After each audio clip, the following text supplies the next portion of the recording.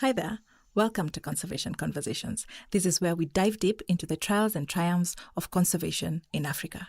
And on this journey, we'll be dissecting Africa's conservation challenges and uncovering some really cool homegrown solutions. I'm your host, Elizabeth Gitari Mitaro.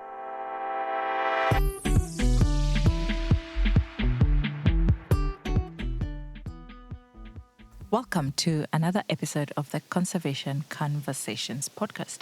Today, we're diving deep into the topic that connects the historical and the cultural legacy of Africa with its future: Pan-Africanism and its potential to shape conservation and sustainability across the continent. Now, this episode is particularly timely as the African Union chairperson elections are on the horizon, with Honorable Amolo Raila Odinga of Kenya as a prominent candidate in those elections. And his campaign essentially strongly advocates for Pan-Africanism. But let's see what does that mean for conservation.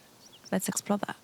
So let's start by defining Pan-Africanism. So simply put, Pan-Africanism is a movement that seeks to unify African nations and peoples, promoting solidarity amongst all indigenous and diaspora ethnic groups of African descent. Now, this ideology essentially emphasizes the shared history, culture, and struggles of African people and aims to address issues like political unity, economic independence, and essentially as well, cultural revival. So what are the origins of Pan-Africanism? Now, the concept of Pan-Africanism emerged in the late 19th and early 20th century, essentially driven by intellectuals and leaders who were determined to combat the effects of colonialism and slavery. Now, these leaders are the likes of Kwame Nkrumah of Ghana, Jomo Kenyatta of Kenya, and W.E.B. Du Bois from the African American community in the United States, and were pivotal in shaping this particular movement. Now, their vision was essentially to create a united and self-reliant Africa, free from external domination, free from external exploitation, and cohesive in the management of its peoples, in the management of its culture, in the management of its natural resources. So why is Pan-Africanism being pushed now? Why are we hearing left, right, and center? What relevance does this actually have today? And we're recording this episode on the day after a photo is circulating of African presidents and their spouses taking a picture with the Chinese president and his spouse. And I think that's the poster child of new age colonialism in the respect of the scramble for Africa, point 2. Now, this answer in why Pan-Africanism is being pushed now lies in the need for Africa to harness its collective strength in a world that is increasingly interconnected and yet incredibly unequal. In a world where there is a creation, a myth around the global South and the third world and Western civilization, Pan-Africanism offers a path towards greater economic cooperation, political stability, and most importantly, environmental sustainability. So let's start with the pre-colonial era and pre-colonial Africa. What was the model for conservation then? To understand the potential of Pan-Africanism in conservation, we have to look back at pre-colonial Africa, before the colonial powers drew up all these arbitrary borders across the continent and people and wildlife moved freely. Before the white man came, these boundaries did not exist, and ecosystems functioned as they naturally should, without human-imposed limitations. Human beings created and molded their livelihood with respect to nature. Human beings' livelihoods were secondary. People were moving, pastoralists were moving in respect to how the wildlife moved or migrated. People were moving in respect to how the water was moving. The rivers were flowing. Nowadays, we're damming. There's dams of, we're damming rivers to make sure that we change nature for our own benefit. We are diverting rivers to change nature for our own benefit. So let's start with unrestricted movement. In these pre-colonial times, African communities coexisted within their natural environment. They were moving with the seasons and respecting the balance of nature.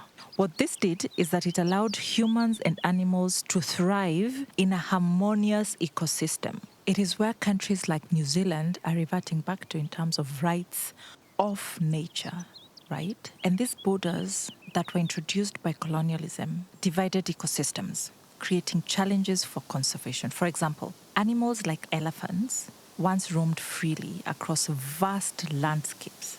We were seeing elephants from the south of Sudan or southern Sudan moving through the northeastern, coming all the way down to Upper Diastole and so forth, all the way down. Now, they find themselves confined into national borders, and not even national borders. They find themselves confined into nationally protected areas that we have cut up. And obviously, and we've discussed this at a previous episode, around how land use is impacting the movement of wildlife, and how wildlife conservation as a form of land use has to be streamlined into a national conversation.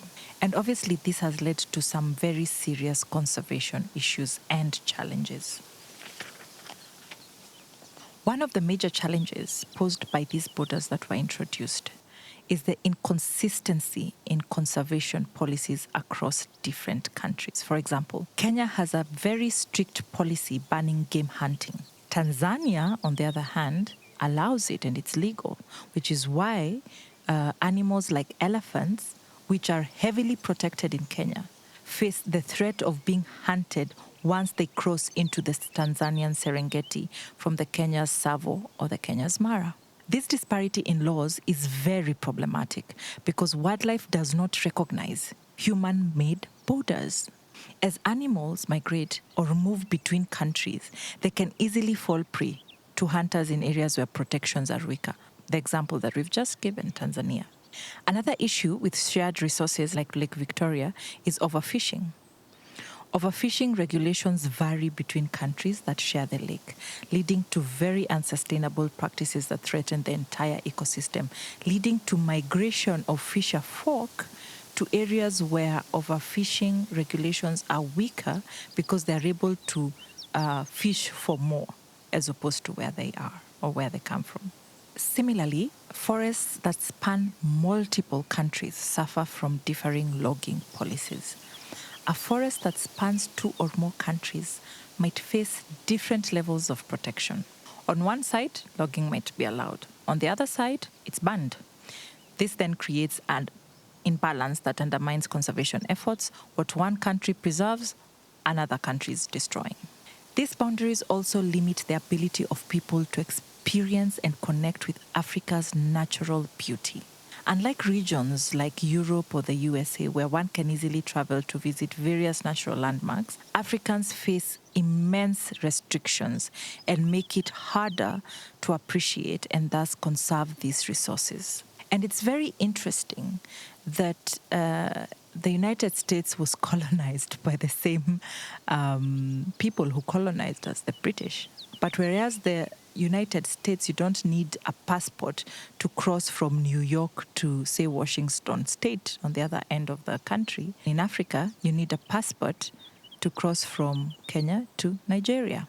And this lack of direct interaction can then lead to very weak emotional connections, very weak cultural connections, social connections, and a diminished sense of ownership over conservation efforts. When Nigerians hear that our elephants are dying, they're not really concerned about it because it's so far removed from their reality and from the potential of access that it is not an issue that they concern themselves with. Similarly, even with Tanzanians, even Nigeria is quite far. Tanzanians and Kenyans. When a Kenyan in Nairobi is hearing that our elephants are being killed in Tanzania, and especially a Kenyan who probably has not traveled to Tanzania to even appreciate the landscape, how similar the Serengeti is to the Mara, for example, it becomes very difficult to appreciate the challenges that are being faced.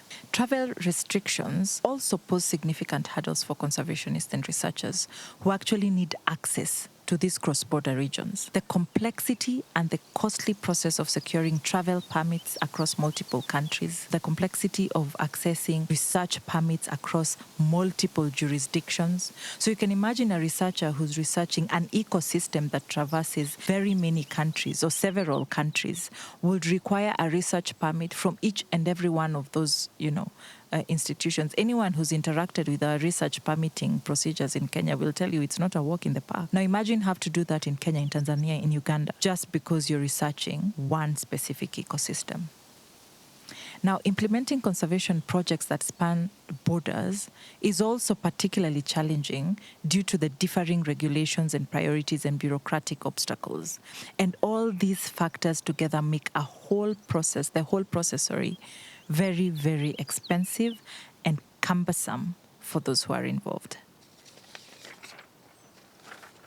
So let's look at some examples of transboundary ecosystems that essentially rely on Pan-African efforts to conserve.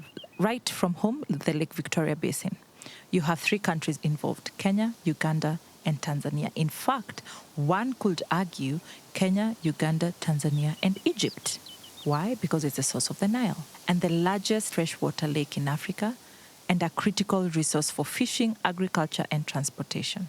This particular ecosystem supports tens of millions of people across these particular 4 countries. Now, what are the differences in management of the Lake Victoria Basin? Kenya emphasizes the management of fishery resources and water quality, but struggles with pollution control, especially from agricultural runoff. Uganda focuses on fisheries management with very strict regulations on fishing practices, though enforcement can be a little bit inconsistent.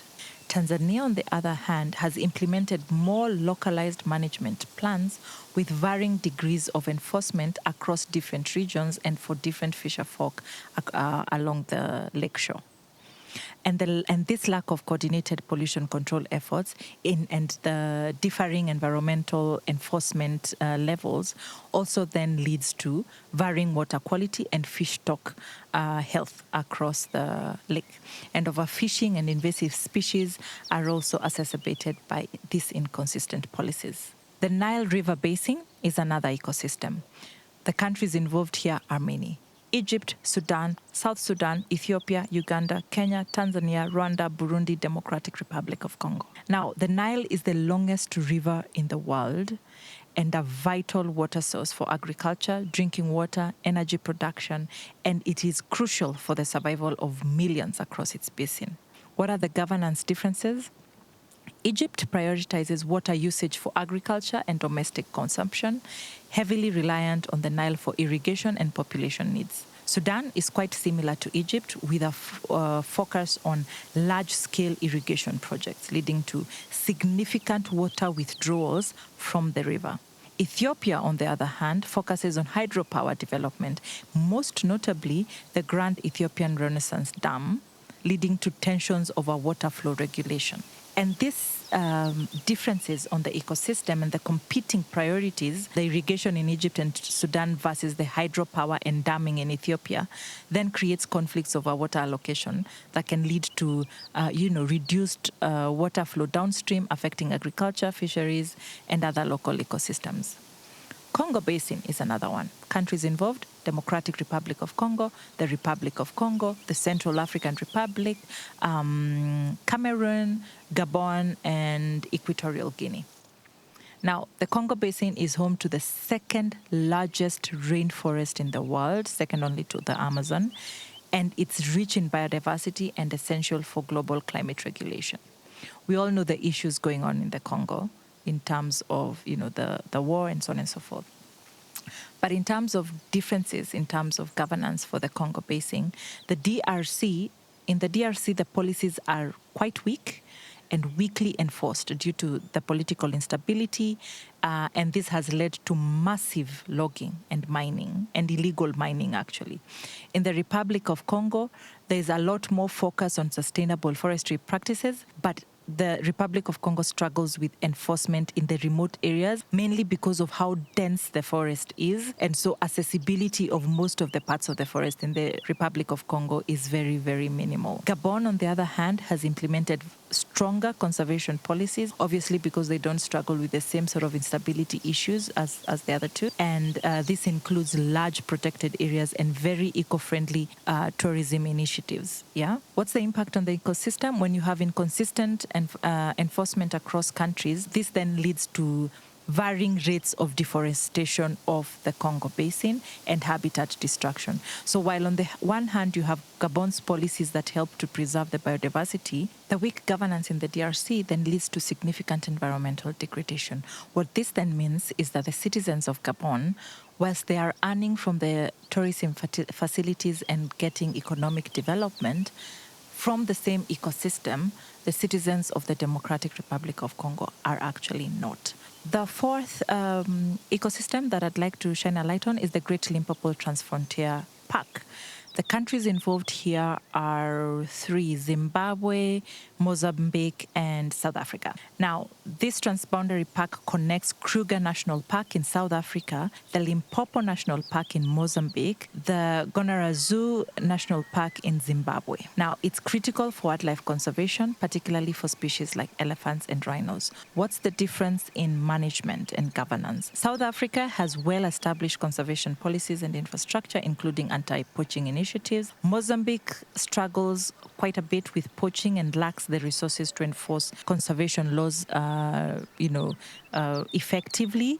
In fact, when we were having the great elephant crisis of 2010 to 2014, a lot of the elephant tusks were also primarily coming from Mozambique. And then on the other hand, Zimbabwe faces economic challenges that limit its ability to maintain conservation efforts, with issues like land use conflicts affecting park management. What are the differences in management? The differences in the anti-poaching effectiveness and resource allocation lead to varying levels of wildlife protection. And this inconsistency then allows poaching to persist in the lesser protected areas, threatening species like elephant and rhinos, which means that when animals migrate to the lesser protected areas, then they die and wildlife populations come down. The second last is the Kaza area, which is the Kavango Zambezi Transfrontier Conservation Area. This traverses about 5 countries: Angola, Botswana, Namibia, Zambia, and Zimbabwe. Kaza is the largest transboundary conservation area in the entire world, and it encompasses the Okavango Delta, the Zambezi River, the Victoria Falls. It's essential for biodiversity conservation. In fact, if you've ever been to the Victoria Falls, it's quite an interesting difference on the Zambian side versus the Zimbabwe side. Now, differences in governance. When you look at Botswana, they have very strict anti-poaching laws with a very keen focus on ecotourism. Namibia, on the other hand, has strong community-based conservation programs. In fact, Kenya's conservancy structures borrows quite heavily on the Namibia framework, on the community-based natural resource management framework. But it also faces challenges with human-wildlife conflict. However, Zambia has weaker enforcement of conservation laws, leading to higher rates of poaching and habitat destructions. So from an impact perspective, you see Botswana's strict policies helping maintain healthy wildlife populations, but the weaker enforcement in Zambia and Namibia, creating challenges around human-wildlife conflict.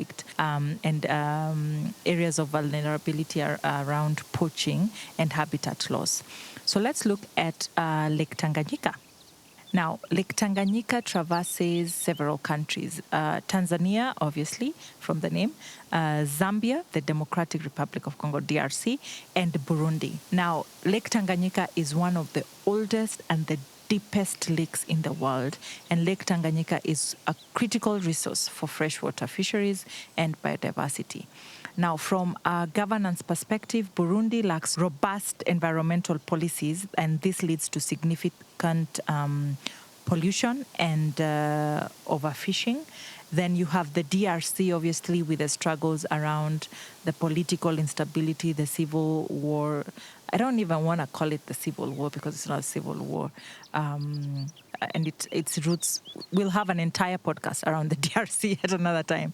But the challenges in the DRC, obviously, and also Tanzania then implements stricter fishing regulations, but the challenges remain in respect to pollution control. And from these differences in enforcement, you find that the lack of coordinated policies across the lake leads to overfishing, pollution, and habitat destruction. And then lastly, just to go to West Africa, Central West, the Senegal River Basin, where you have Senegal, Mali, Mauritania, and Guinea. And the importance of the Senegal River is critical to agriculture for the citizens of these countries, energy production, and drinking. So in terms of governance, you have Senegal with focus on irrigation and agricultural development. You have Mali that has a similar focus on agriculture, but with less investment in modern infrastructure. And then you have Mauritania that prioritizes water usage for agriculture, but faces similar challenges around desertification and water scarcity. And so the differing levels of infrastructure investment and water management strategies then leads to even further water distribution and water usage and inequality, essentially, which then causes conflicts over water rights and stress on the ecosystem, especially during the drought period.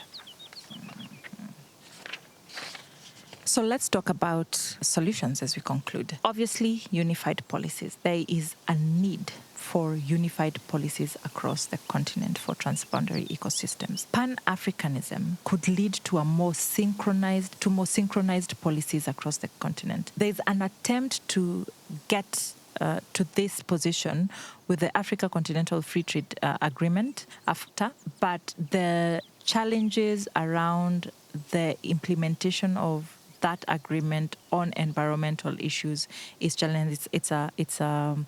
There's some wonderful research that I'm currently doing with my PhD supervisor around how that actually impacts environmental conservation. And I can't wait for you guys to read the book. Then there is, so if we have a situation where we have synchronized policy across the continent, and if African nations can align their conservation goals, then we have the potential to protect ecosystems more effectively. And so this would essentially mean that an elephant in Kenya receives the same protection in Tanzania, creating a safer environment for these species across their entire range.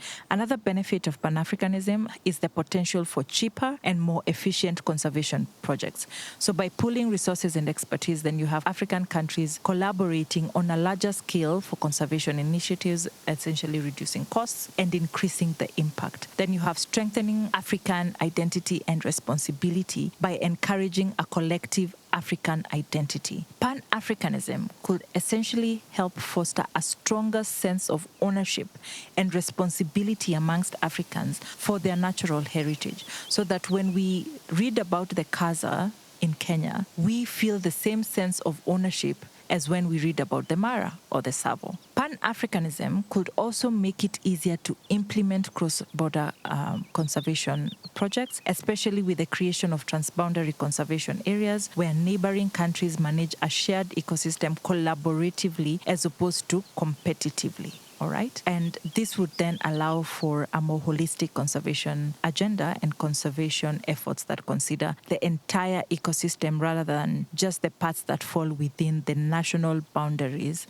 that were not created by Africans to start with. And so in conclusion, Pan-Africanism offers a very promising framework for addressing the conservation challenges that Africa faces today. And by breaking down these artificial barriers that divide us, we can create a more unified, effective approach. Am I suggesting that all the 50-plus countries of Africa stop existing? No, because we have generations that live today that identify as Kenyans.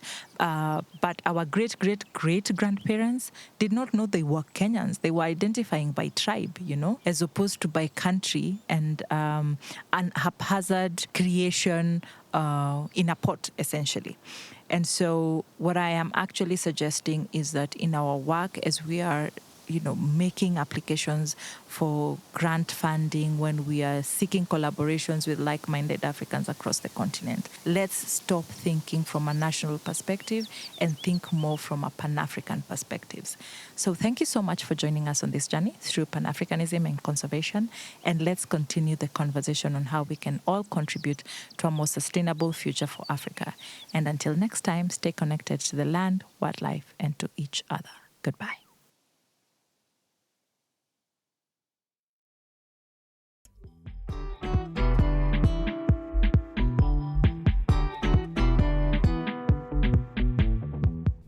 And that's all the time we have for today on Conservation Conversations. Thank you so much for tuning in. I really do hope that you've learned something new and that you actually feel empowered to take action towards a more sustainable future for all of us. Remember, even small changes make a huge difference. This conversation doesn't stop here. Please do connect with us on our social media channels at greenbrief_KE and at Liz Gitari across all platforms. We'll put all the links in the description box below.